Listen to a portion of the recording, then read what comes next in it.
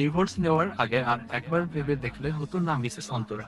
আপনার বয়স কেবল 20 বছর, এখনো জীবনের অনেকটা পথ চলা বাকি।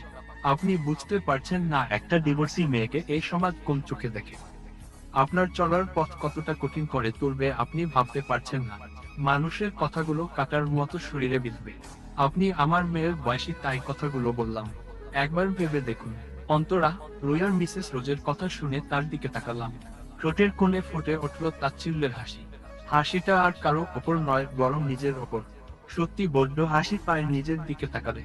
একবার মিসেস রোজের দিকে তাকিয়ে বলতে শুরু করলাম, আমার বয়স তখন 16 বছর। কেবল এসএসসি পরীক্ষা দিয়েছি, কিছু দিন হয়েছে। লেখাপড়ায় আমি বরাবরই মনোযোগী। ক্লাসে কখনো প্রথম ছাড়া দ্বিতীয় হয়নি।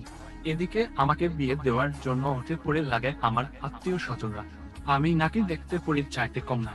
গোলগোল মুখ, দুধে আলতা গায়ের রং, টানা টানা গভীর কালো চোখ, সরু চিকন দুটি গোলাপি ঠোঁট, সুস্থ সবল দেহ।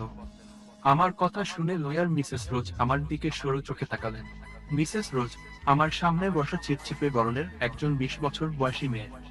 খুব হলে তার ওজন হবে 45 কেজি। দেখেই বোঝা যাচ্ছে কত অযত্নে থাকা হলে কেউ এমন হয়। তাই মেয়েটার বলা মেয়ের সাথে এই মেয়ের মিল খুঁজে পাচ্ছি না। সত্যি কি মেয়েটা তেমন ছিল?